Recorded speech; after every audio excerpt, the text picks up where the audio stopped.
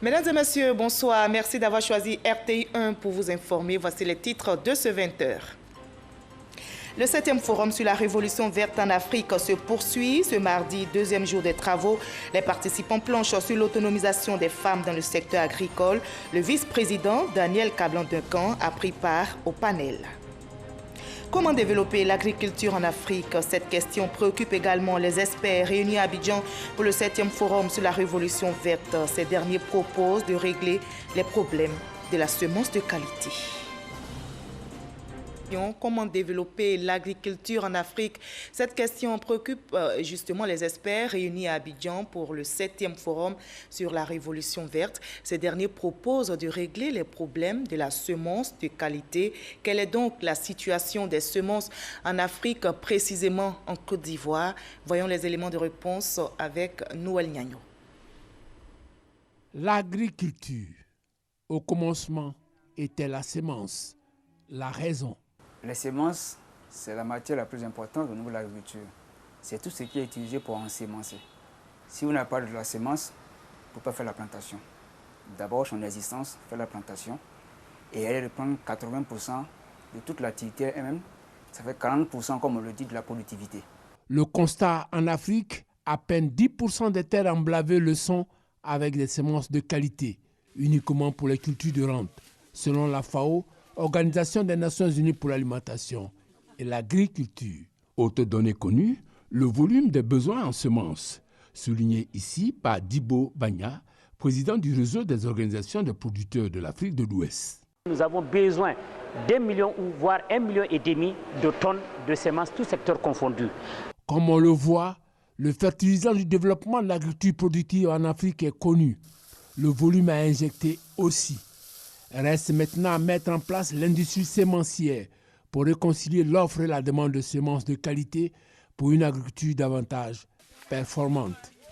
Avec elle, le développement de la chaîne des valeurs et les emplois du secteur. La recherche, sous-emploi. Les producteurs de semences, sous-emploi. Les agriculteurs multiplicateurs, c'est sous-emploi. Le traitement de la semence, c'est sous-emploi. La conservation de la semence, c'est sous-emploi. Le transport de la semence est sous-emploi. Aussi bien pour les cultures vivrières que pour les cultures pérennes. Il faudrait que dans cette industrie semencière, le commencement, c'est par la recherche avec les collections. La collection vous permet d'avoir la matière première, les ressources génétiques qui sont dans ces espaces-là.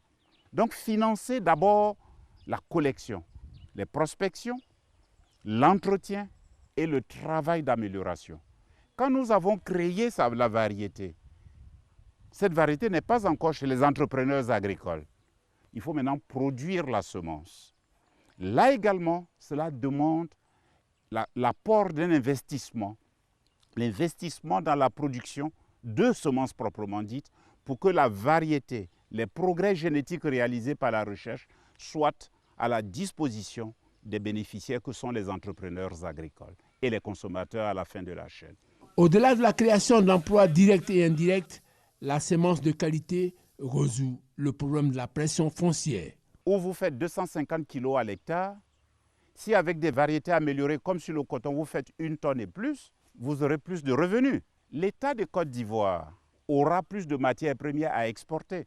Donc les recettes d'exportation de la Côte d'Ivoire seront améliorées. Pour ce qui est des productions vivrières, aujourd'hui, nous avons des pépiniéristes de bananiers plantains qui peuvent produire à contre-saison. Donc là aussi, vous avez la sécurité alimentaire qui est assurée avec des semences améliorées. Enfin, avec les semences améliorées, vous passez par exemple de 250 kg à l'hectare à 1 tonne à l'hectare. Ça veut dire quoi? Au lieu d'avoir 4 hectares pour avoir 1 tonne, il vous faut 1 hectare pour faire 1 tonne. Vous gagnez 3 hectares. Ces 3 hectares peuvent vous servir à quoi? À faire de la diversification ou bien à gérer le patrimoine foncier.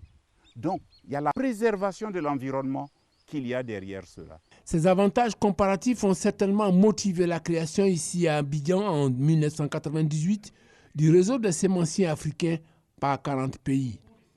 16 ans après, en 2014, experts de la Banque africaine de développement, de la FAO, décideurs politiques ivoiriens ont revisité ce champ sémencier qui a suscité beaucoup d'espoir. Résultat, les semences mises en terre sur les bords de la lagune oubliée n'ont pas prospéré. Pourquoi?